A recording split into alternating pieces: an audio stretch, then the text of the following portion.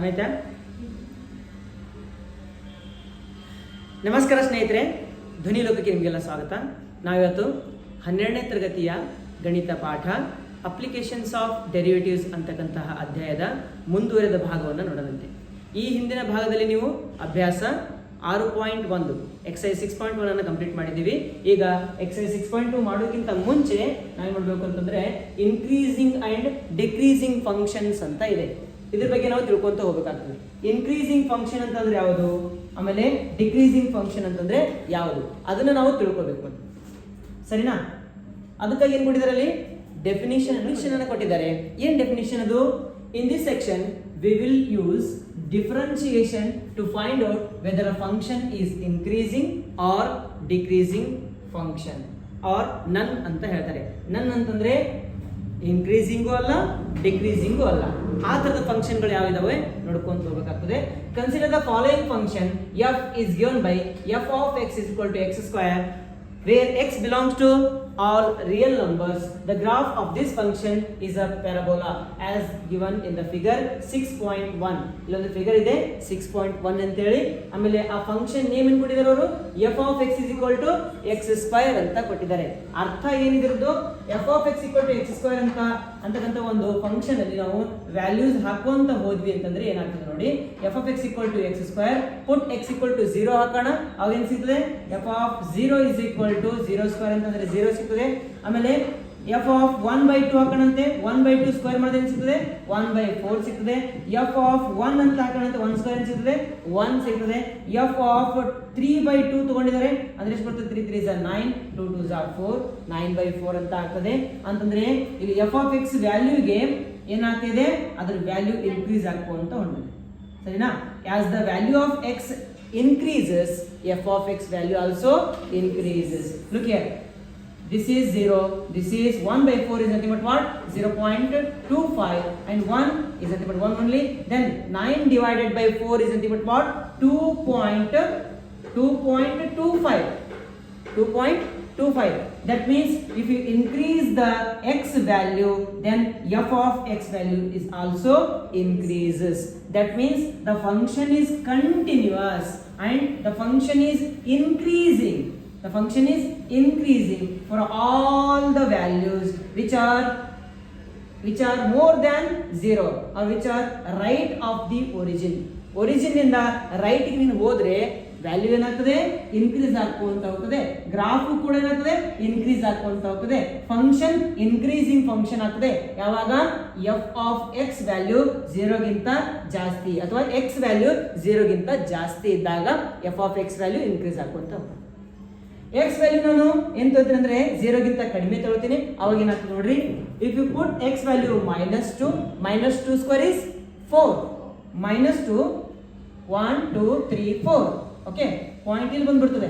ಏನದು? -2, 4. ಅರ್ಥ ಆಗ್ತದೆ ನಿಮಗೆ? ಇದು -2, 4 ಅಂತ ಆಯ್ತು. If you put the value of x -3/2, the answer will be 9 divided by 4, 2.25. -3/2 ಅಂತಂದ್ರೆ ಏನು? -1.5 ಅಂದಂಗ. ಏನಂದಂಗ ಮಕ್ಕಳೇ? -1.5 ಅಂದ್ರೆ ಒಂದೇ, -3/2 ಅಂತಂದ್ರೆ ಒಂದೇ. ಅಂತಂದ್ರೆ ನಾನು ಏನ್ ಮಾಡ್ತಾ ಇದ್ದೀನಿ? x ವ್ಯಾಲ್ಯೂ ಕಡಿಮೆ ಮಾಡ್ಕೊಂತ ಇದು ಹೆಚ್ಚಿಗೆ ಮಾಡ್ಕೊಂತ ಹೋಗ್ತಾ ಇದ್ದೀನಿ. -2 ಇದೆ ಏನು ಬರ್ತೀನಿ ನಾನು? -1.5 ಆಯ್ತು, ಆಮೇಲೆ -1 ಆಯ್ತು, ಆಮೇಲೆ -0.5 ಆಯ್ತು, ಆಮೇಲೆ 0 ಅಂದ್ರೆ ಏನಾಗ್ತದೆ? ಇದು ಇನ್ಕ್ರೀಸ್ ಆಗ್ಕೊಂತ ಹೊಂಟಿದೆ. x ವ್ಯಾಲ್ಯೂ ಏನಾಗ್ತದೆ? ಇನ್ಕ್ರೀಸ್. x ವ್ಯಾಲ್ಯೂ ಇನ್ಕ್ರೀಸ್ ಆಗ್ತದೆ, x ವ್ಯಾಲ್ಯೂ ಇನ್ಕ್ರೀಸ್ ಆಗ್ತದೆ, x ವ್ಯಾಲ್ಯೂ ಇನ್ಕ್ರೀಸ್ ಆಗ್ತದೆ. But f of x value ಏನಾಗ್ತದೆ ನೋಡೋಣ. f of x ವ್ಯಾಲ್ಯೂ ನೋಡ್ರಿ, ಫಸ್ಟ್ ಏನಿತ್ತು? f of x ವ್ಯಾಲ್ಯೂ 4 ಅಂತ ಇತ್ತು, 4. ಆಮೇಲೆ f of x ವ್ಯಾಲ್ಯೂ ಏನಾಯ್ತು? 9 divided by 4 ಅಂದ್ರೆ 2.25 ಅಂತ ಆಯ್ತು. ಅಂದ್ರೆ 4 ಗಿಂತ ಇದೇನಾಯ್ತು? ಕಡಿಮೆ ಆಯ್ತು. ಅಂದ್ರೆ x ವ್ಯಾಲ್ಯೂ ಇನ್ಕ್ರೀಸ್ ಮಾಡ್ತಾ ಇದೀವಿ, f of x ವ್ಯಾಲ್ಯೂ ಏನಾಗ್ತದೆ? ಕಡಿಮೆ ಆಗ್ತು ಅಂತ. When the x value increases but the f of x value decreases, then the function is said to be decreasing function. It is a decreasing function. ಅದನ್ನೇ ಇಲ್ಲಿ point ಆಗಿ ಕೊಟ್ಟಿದ್ದಾರೆ. ಏನಂತ ಕೊಟ್ಟಿದ್ದಾರೆ ನೋಡ್ರಿ. As we move from left to right, the height of the graph decreases. Height of the graph decreases. As we move from left to right, the height of the right, okay, height of the graph increases. Yavaga from 0 to right. Okay, left to 0 decreases, 0 to right increases. First consider the graph figure 6.1 to the right of the origin.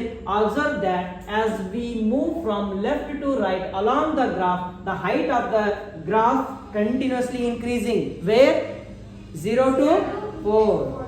0 to 4. 0 to 4 ಅಥವಾ 0 to ನಾನು ಏನು ತೊಗೊಂತೀನಿ value 0 to 1 2 3 4 ಹಿಂಗೆ ತೊಗೊಂಡು 4 ಅಂತಂದ್ರೆ continue ತೊಗೊಂಡಿದ್ದಾರೆ ಅವರು 5 6 real value ಅಂತ ತೊಗೊಂಡಿದ್ದಾರೆ ಅವರು real value ಏನು ಬೇಕಾದ ವ್ಯಾಲ್ಯೂ ಹಾಕ್ಬೋದು ನೀನು ಅಂದ್ರೆ 0 ನಿಂದ ಒರಿಜಿನ್ ಇಂದ ರೈಟ್ ಹೋದ್ರೆ increasing function continuously increases. For this reason the function is said to be increasing function for the real numbers x greater than 0. ಇಲ್ಲಿ x ವ್ಯಾಲ್ಯೂ ಅನ್ನು ಕೊಡ್ತಾ ಇದ್ದಾರೆ ಹಾಗಾಗಿ ನಾವು direct ಗೊತ್ತಾಗ್ಬಿಡ್ತದೆ.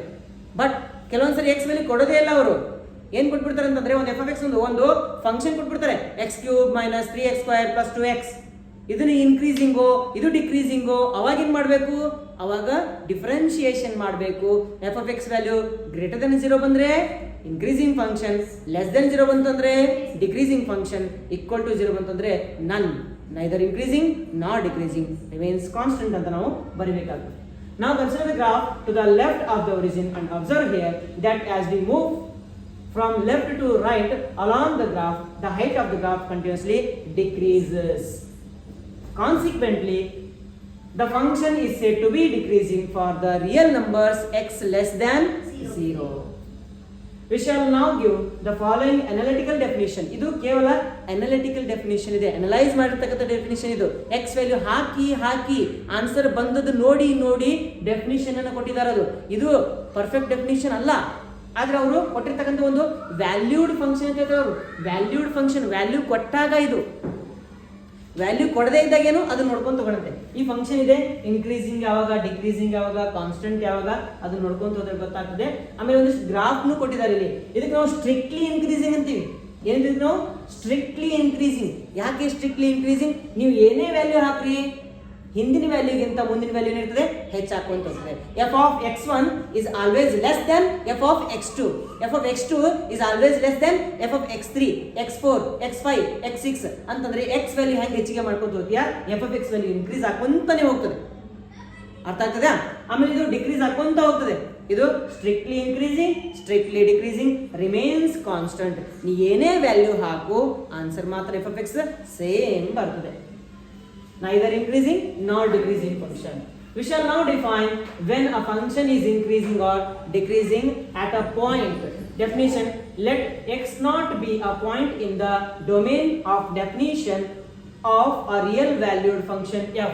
Then f is said to be increasing, decreasing at x equal to 0 or x naught if there exists an open interval I containing x naught such that function is increasing, decreasing respectively in that interval.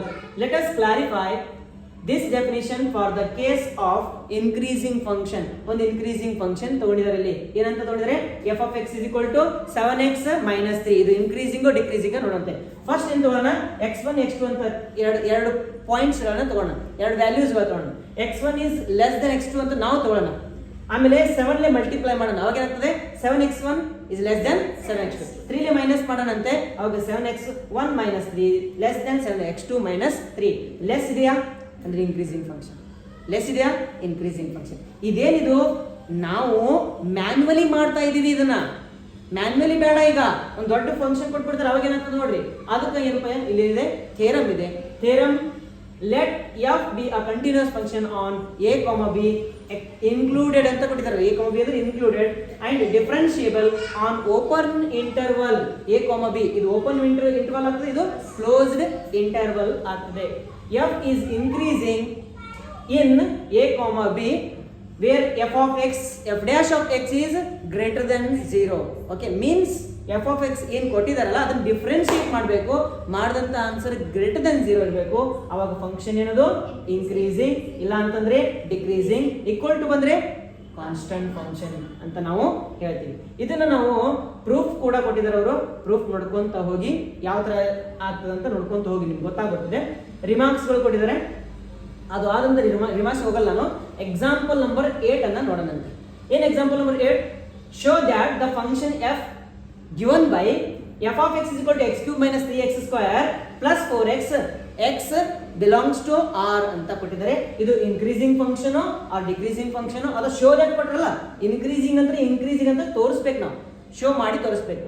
ಅದಕ್ಕಾಗಿ ನಾವು ಮಾಡಿದ್ವಿ note that f of x is equal to first ಬರ್ಕೊಳ್ಳೋಣಂತೆ differentiating on differentiating ಅಂತ ಬರೆದು f of x ಇದ್ದದೆ ಏನು ಬರಬೇಕು f dash of x is equal to x cube ಇದ್ದು 3x square ಆಗ್ತದೆ ಮೈನಸ್ 3 2 6x ಆಗ್ತದೆ ಪ್ಲಸ್ 4x ಇದ್ದು 4 ಅಂತ ಉಳಿತದೆ. ಇಲ್ಲಿ ಏನ್ ತಗೊಂಡಿದ್ದಾರೆ ಅವರು 3 ಅನ್ನ ಕಾಮನ್ ತಗೊಂಡಿದ್ದಾರೆ. ಪ್ಲಸ್ 4 ಹೆಂಗ್ ಬರೆದಿದ್ದಾರೆ ಅವರು 3 plus 1 ಅಂತ ಬರೆದಿದ್ದಾರೆ. 4 ಹೆಂಗ್ ಬರೆದಾರೆ ಅವರು 3 plus 1 3 ಕಾಮನ್ ತೆಗಿರುವಾಗ ಅವಾಗ ಏನಾಯ್ತು 3 ಕಾಮನ್ ತೆಗೆದ x square minus 2x plus 1 ಯಾಕಂತಂದ್ರೆ 1 3 3 ಬಂದ್ಬಿಡ್ತದೆ ಪ್ಲಸ್ 1 4 ಆಗ್ಬಿಡ್ತು ಮತ್ತೆ ವಾಪಸ್. ಅರ್ಥ ಆಗ್ತದೆ? 4 ಅನ್ನೇ ಹೆಂಗ್ ಸ್ಪ್ಲಿಟ್ ಮಾಡ್ಕೊಂಡಿದ್ದಾರೆ 3 plus 1 ಅಂತ ಮಾಡಿದ್ದಾರೆ. 3 ಅನ್ನ ಈ ಕಡೆ ತಗೊಂಡಿದ್ದಾರೆ 1 ಅನ್ನ ಆ ಕಡೆ ತಗೊಂಡಿದ್ದಾರೆ. ಓಕೆ, ಇದು ಏನಾಗ್ಬಿಡ್ತದೆ ಒಂದು x minus 1 whole square formula ಬಂದ್ಬಿಡ್ತದ. ಆಮೇಲೆ ಈ ವ್ಯಾಲ್ಯೂ ಯಾವಾಗಲೂ ಪಾಸಿಟಿವ್ ವ್ಯಾಲ್ಯೂನೇ ಇರ್ತದೆ. ಸ್ಕ್ವೇರ್ ಎನಿ ನಂಬರ್ ಏನು ಸ್ಕ್ವೇರ್ ಮಾಡಿದ್ರೆ ಬರ್ತದ ಏನ್ ಬರ್ತದ ಆನ್ಸರ್ ಪಾಸಿಟಿವ್ ಬರ್ತದ. ಅದ್ರ ಆನ್ಸರ್ ಏನು positive. Positive means it is a increasing function ಅಂತ ನಾವು ಹೇಳ್ಬೋದು.